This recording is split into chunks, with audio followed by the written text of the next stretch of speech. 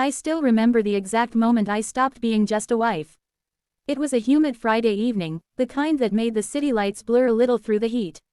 I stood in a high-rise hotel suite, the doors wide open to the Dallas skyline, my black dress clinging to my skin, damp from the summer air. My heart was racing, and the man in front of me was not my husband. When he leaned in and kissed me, I didn't pull away. I didn't even think of Ethan, my husband, the man whose ring I wore both on my finger and in my soul. Instead, I reached for Logan. It was as if my body had made the choice long before my mind dared admit it. His hands wrapped tightly around my waist, and when his lips found my skin, I gave in completely. The sound that left my mouth, a sound once reserved only for Ethan, rang out in a space soaked in betrayal. That night, I crossed a line I can never uncross. I didn't just slip, I dove. It was a complete betrayal, both emotionally and physically, and the guilt didn't wait for morning to set in. But before I take you deeper into what happened and why, I want to thank you, everyone who supports this space. Whether you've been with me for a while or you're just listening for the first time, your presence matters. If you haven't already, I hope you'll subscribe and leave your thoughts.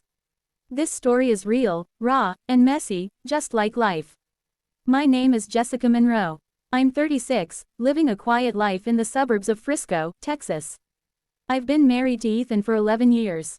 He's everything a good husband should be: patient, dependable, gentle. He teaches high school biology, helps at church on weekends, and makes my coffee every morning before I'm even out of bed. He is, in every sense of the word, good. And yet, I broke his trust. The man I cheated with is Logan Carter, older by 2 years, divorced, and the owner of a successful chain of fitness studios throughout Dallas. I met Logan at a sleek gym where everyone looked like they belonged in a magazine ad. I joined to reclaim a piece of myself after 2 kids and a long stretch of marriage. I didn't go there looking for trouble, but trouble found me. It started off light, just glances, teasing smiles, maybe a bit too much contact when he adjusted my posture during workouts. But then came the messages. Compliments. Invitations. He looked at me like he saw someone worth wanting, someone exciting. It was like waking up from years of numbness. Meanwhile, things with Ethan had grown quiet. Our routine was set: kids, groceries, bills, and asking if the dog had eaten something strange again. The passion had faded into comfort. I didn't realize how much I missed being desired until Logan started showing me that he did. He didn't just look at me, he noticed everything. Every detail, every silence. And he made it known that he wanted all of it. That night, Ethan was away at a conference. I told him I'd stay in, maybe catch up on laundry. He believed me. Instead, I sent Logan a message that simply said, "I can't stop thinking about you." He wrote back right away, and this time, he didn't flirt, he gave a command: "Come to me." So I went. The hotel was his idea. Elegant, discreet, the kind of place where the low lighting made everything feel like a secret. He opened the door without a shirt, and in that moment, I already knew what I was there for. I had decided in the parking garage. When our lips met, something in me crumbled. The kiss wasn't just about lust, it was hunger, possession, something that reached into parts of me that had been quiet for too long. He undressed me like I was a secret he couldn't wait to uncover. And I let him. The first time happened against the floor-to-ceiling window, with the city glowing beneath us like silent witnesses. The second time was on the massive bed, silk sheets wrapping around us like quiet lies. I cried out his name, not my husband's. And that, more than anything, was what hit the hardest. Not once did Ethan cross my mind while I gave myself to someone else. Afterward, silence settled around us. I stared up at the ceiling, my chest rising and falling as sweat cooled on my skin. Logan's hand rested on my hip like he had claimed me. And in that moment, I felt something I couldn't quite name, a twisted mix of power and shame. I slipped away quietly, walking into the bathroom. The mirror didn't lie. My makeup was smeared, my lipstick faded, my hair tangled from passion. But it wasn't the physical mess that haunted me. It was the reflection of a woman I didn't recognize anymore. A woman who had just slept with someone else while still wearing the necklace her husband gave her on their anniversary. I should have felt regret, but instead, all I felt was heat. And then fear, because this wasn't some drunken mistake. This was a choice I made with open eyes. I got home before the sun rose. Ethan was still away, and the kids were fast asleep. I stepped into the shower and scrubbed at my skin until it turned red. But there wasn't a soap in the world strong enough to wash away what I'd done. The sound of water hitting the tiles couldn't drown out Logan's voice echoing in my mind, "You deserve to feel alive." But I didn't feel alive. I felt hollow and broken. The next morning, standing in our kitchen felt like standing on a stage with a secret. The smell of eggs cooking and coffee brewing filled the air like any other day, but I was different now. Wrapped in my robe, my damp hair clinging to my shoulders, I watched Ethan move through the kitchen with ease. He was humming, smiling, acting as if nothing had shifted in our world. And that's what broke me all over again. He turned to me with that familiar warmth in his eyes, the same look he gave me when we exchanged vows barefoot in my parents' backyard, years ago. I could barely look at him. The guilt sat heavy inside me, like something rotting in the pit of my stomach. I had betrayed the man who still made me breakfast without hesitation. The man who still cared. "Want your toast a little darker?" he asked casually, his voice full of kindness. I nodded, swallowing the rising ache in my throat. How could he still be this sweet, this normal, while I was unraveling inside? I lifted the coffee cup to my lips and let the heat scald my tongue. Pain felt easier to carry than guilt. The rest of the day dragged on in slow, aching pieces. I smiled for the kids. I folded the laundry. I went through the motions of motherhood and marriage while hiding a secret that burned just beneath the surface. I answered emails. I even forced a laugh at a silly TikTok one of the moms from our parent group sent. On the outside, I looked fine. But every glance at Ethan reminded me of the truth I was hiding, and everything I had shattered. Yes, he wasn't perfect. He could be distant, quiet, predictable, but he was never cold, never unfaithful. He was the man who supported my dreams, who showed up for our kids, who gave me a life I could feel safe in. And I had thrown it all away, just to feel desired by someone else for a single night. Logan hadn't reached out since I left the hotel. I thought I'd be relieved by that. But instead, I felt restless. Like I had been snapped out of a dream I wasn't ready to wake up from. Then late that night, as I stood in the hallway pretending everything was normal, my phone buzzed. A message from Logan. "You okay?" That was all. No apology, no regret, not even acknowledgement of what we'd done or what it cost me. Just those two words. I stared at the screen, thumbs hovering, unsure whether to respond or delete it altogether. I couldn't bring myself to reply. My eyes drifted toward the living room. Ethan was curled up on the couch, laptop on his legs, blanket covering him like comfort itself. He looked so peaceful, so unaware. It broke me. I wanted to sob. I wanted to confess everything and beg him to forgive me. But a darker part of me still longed to run back to Logan and pretend none of this had ever happened. The days that followed were a quiet disaster. I avoided everything, Logan's texts, Ethan's touch, mirrors, even my own thoughts. But guilt doesn't stay silent for long. It grows louder when you try to shut it out. And eventually, it starts leaking through the cracks. Ethan began to notice. I could feel his eyes on me more often, searching for something beneath my smile. He started asking questions, casual, but heavy with meaning. "You okay? You seemed restless last night. Did something happen while I was gone?" I gave the usual excuses.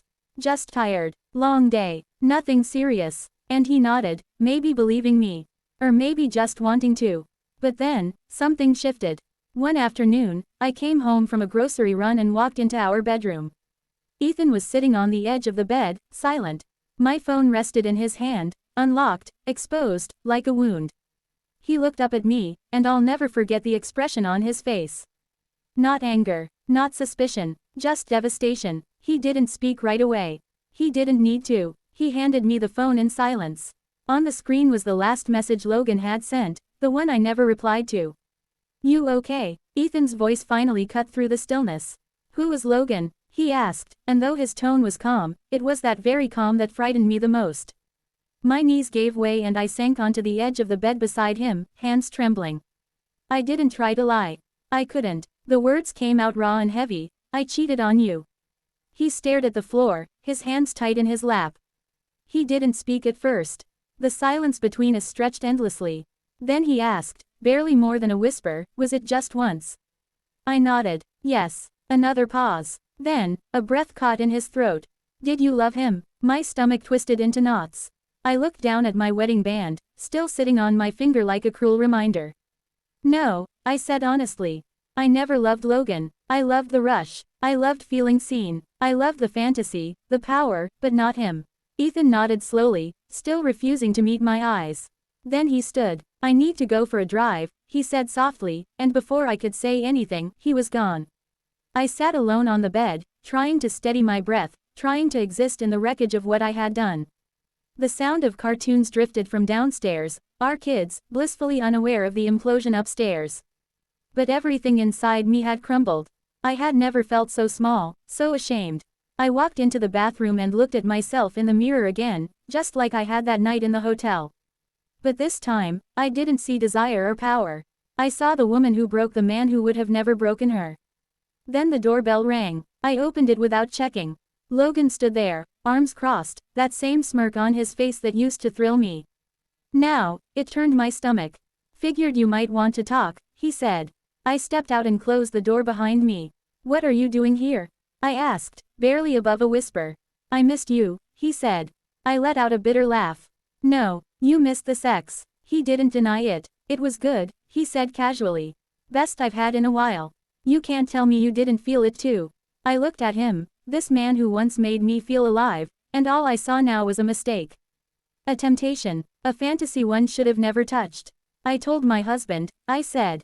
His expression faltered. You serious? I nodded. He knows everything. Logan glanced toward his car. Well, that's your mess now, not mine. I expected that reaction, but somehow, it still hurt. You need to leave, I said quietly.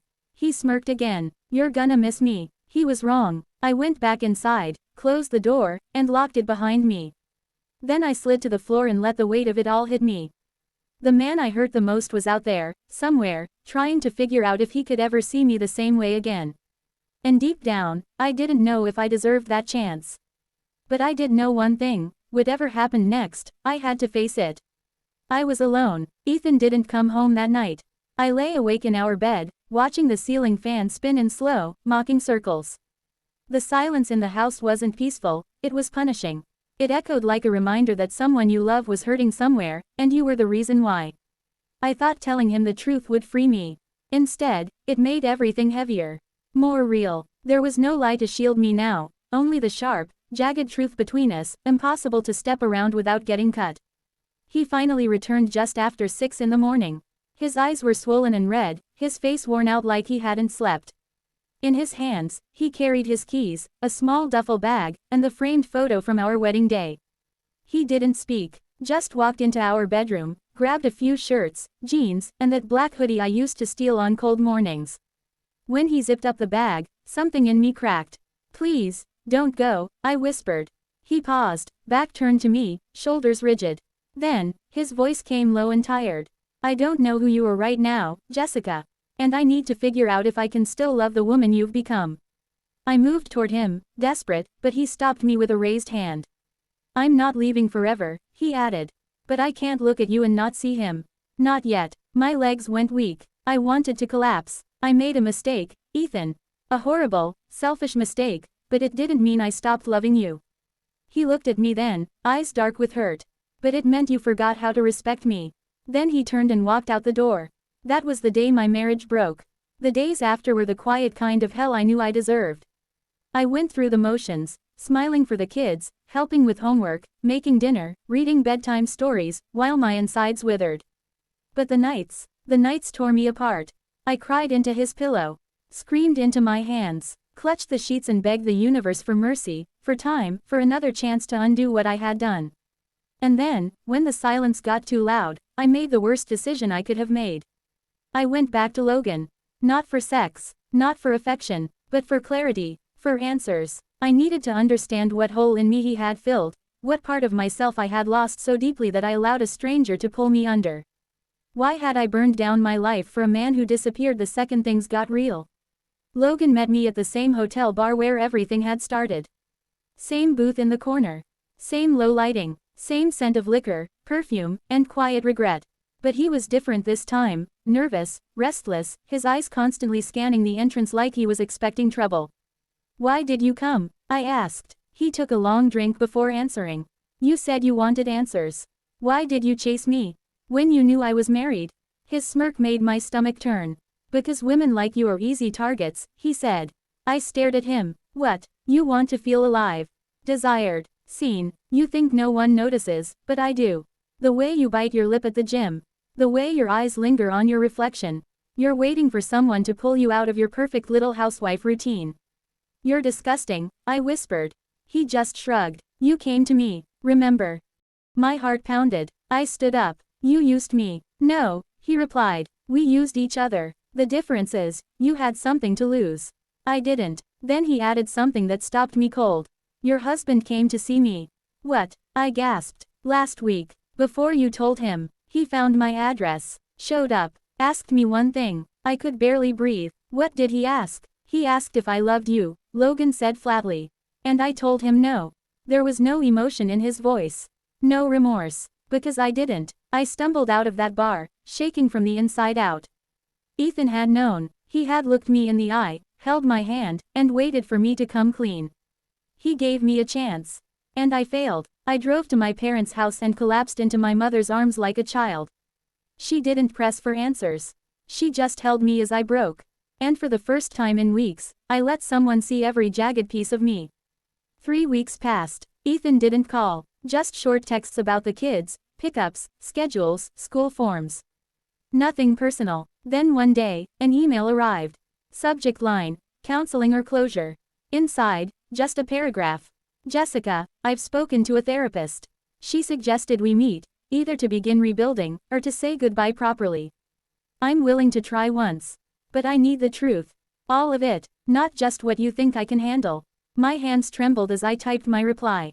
I agreed. We met that Saturday in a therapist's office downtown. Neutral walls, neutral chairs, neutral air. But nothing about the next hour was neutral. I told him everything. How I had felt invisible. Unwanted. How Logan made me feel like I mattered again. How I hated myself for letting that matter. I sobbed. I broke. I begged. And Ethan, he just sat there. Quiet. Listening. Still. When I had said it all, the therapist turned to him gently and asked, "How do you feel?" He stared at the floor for a long time before finally looking up and saying the words I will never forget.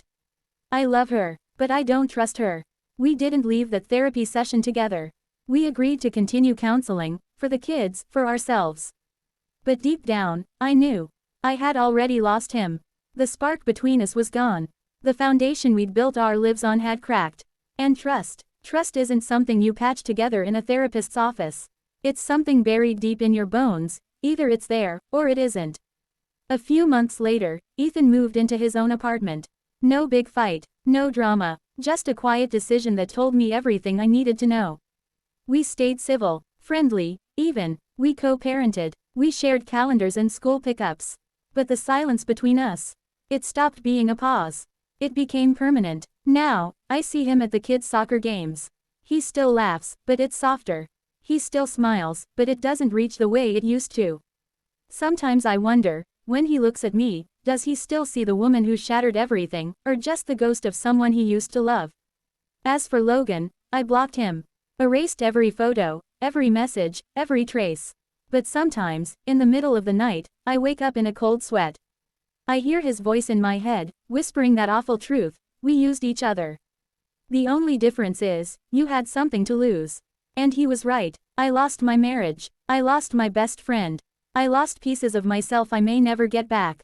What I did wasn't a mistake, it was a choice. A selfish, destructive choice.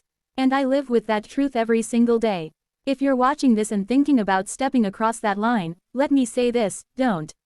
The thrill lasts a night. But the wreckage, that follows you forever. Disclaimer. This story is a fictionalized narrative inspired by real emotional experiences. Names, characters, and events have been changed for privacy and dramatization. Viewer discretion is advised. This is not intended to glorify infidelity, but to highlight the consequences and emotional toll such choices can bring. Thank you so much for reading this story. If it made you think, reflect, or feel something real, please consider subscribing to this channel for more powerful true stories like this. Hit the notification bell so you never miss an update. Your support means everything, and your thoughts matter. Drop a comment, share your story, and let's keep these conversations alive.